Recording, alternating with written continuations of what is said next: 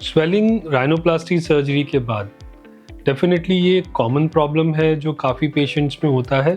और नॉर्मली ये जो स्वेलिंग है ये कुछ महीने रहती है और ग्रेजुअली धीरे धीरे टाइम के साथ ओवर वीक्स और मंथ्स सबसाइड कर जाती है। सबसे लेट स्वेलिंग जो है वो नेज़ल टिप से जाती है, लेकिन कई केसेस में ये स्वेलिंग एक तरह से काफ़ी सिवियर हो जाती है जिसे हम बैड स्वेलिंग आफ्टर राइनोप्लास्टी कहते हैं। और उसके जो कुछ स्पेसिफिक कारण होते हैं उनमें एक फैक्टर होता है कुछ टेक्निक के अंदर फॉल्ट है, या फिर दूसरा फैक्टर होता है राइनोप्लास्टी के बाद कोई कॉम्प्लिकेशन हो जाए।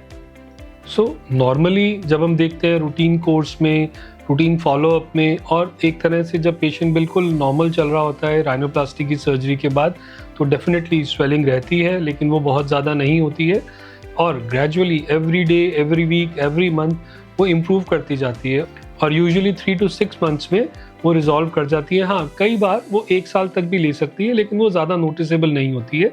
नेज़ल टिप की स्वेलिंग को पेशेंट बड़े आराम से चेक कर सकते हैं। नेज़ल टिप जो है वो काफ़ी हार्ड रहती है इनिशियल डेज में आफ्टर राइनोप्लास्टी, और ग्रेजुअली टाइम के साथ साथ वो सॉफ्ट हो जाती है। जब पूरी सॉफ्टनेस अचीव हो जाती है नेज़ल टिप में राइनोप्लास्टी के बाद, वो एक इंडिकेटर है कि हाँ, स्वेलिंग पूरे तरह से डिसअपीयर हो गई है और आपने एक फाइनल रिजल्ट अचीव कर लिया है। देन अब हम बात करें अगर बैड स्वेलिंग की, तो जो मोस्ट कॉमन कारण है वो रहता है फॉल्टी टेक्निक। अगर आपके राइनोप्लास्टी सर्जन इनएक्सपीरियंस्ड हैं, आपका प्रॉपर प्री ऑपरेटिव इवैल्यूएशन या चेकअप नहीं हुआ है, ड्यूरिंग सर्जरी का जो मैग्नीट्यूड है वो ज़्यादा है, टिश्यू जो ट्रॉमा है वो अगर हायर साइड पे है, जो एक प्रॉपर प्रोटोकॉल होता है पोस्ट ऑपरेटिव मैनेजमेंट का राइनोप्लास्टी के बाद स्वेलिंग रिड्यूस करने का, वो प्रॉपर गाइडेंस आपको नहीं दी गई। इन केसेस में ये जो स्वेलिंग है ये थोड़ा सा ज़्यादा टाइम तक लास्ट करती है और एक अननेचुरल फील देती है नोज़ को। इसके अलावा अगर नोज़ में कुछ कॉम्प्लिकेशन हो जाए तो आपको डेफिनेटली कुछ अलर्ट साइंस होते हैं जो कि इंडिकेटर होते हैं कि ये स्वेलिंग जो है ये कॉम्प्लिकेशन की वजह से है। उन सिचुएशंस में आपको अपने राइनोप्लास्टी सर्जन से कंसल्ट करना है।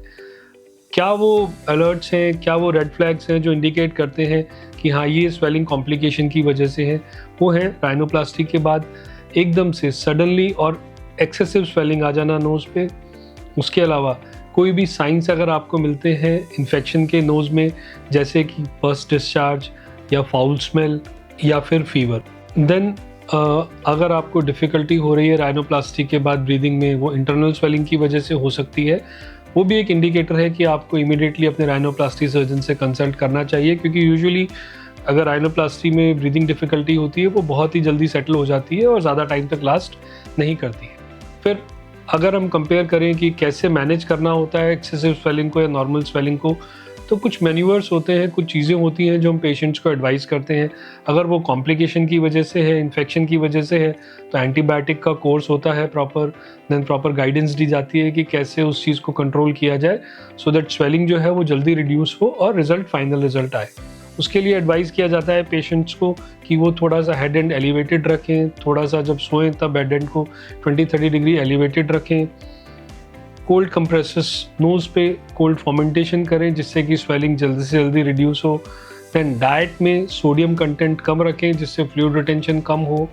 उसके अलावा अपना हाइड्रेशन जो है बॉडी का वो अच्छा मेंटेन रखें, ताकि जो इन्फ्लेमेटरी मीडिएटर्स हैं वो यूरिन के साथ थोड़ा वॉश आउट हो बॉडी से और स्वेलिंग जल्दी रिड्यूस हो। ऐसी सिचुएशन में सबसे ज़रूरी है कि पेशेंट जो है वो थोड़ा सा पेशेंटली सिचुएशन को डील करें, अपने कंसल्टेंट की, अपने प्लास्टिक सर्जन की एडवाइस माने, सो दैट अगर वो इन सब चीज़ों को फॉलो करते हैं, एडवाइस को फॉलो करते हैं पेशेंटली, तो डेफिनेटली अब जो स्वेलिंग है उस समय एक्सेसिव स्वेलिंग है, बैड स्वेलिंग है, वो थोड़ा ज़्यादा जल्दी जाएगी और फाइनल रिजल्ट अचीव होगा। बिकॉज बहुत ज़रूरी है कि जब आप कंसल्ट करें और आपके जो डॉक्टर हैं, आपके प्लास्टिक सर्जन हैं, राइनोप्लास्टी सर्जन है, वो आपको एग्जामिन करें और प्रॉपर तरीके से गाइड करें और जो भी इंटरवेंशन करना है वो टाइमली हो, सो दैट कि स्वेलिंग से आप एक तरह से निजात पा सकें और नेचुरल लुकिंग नोज़ अचीव कर सकें।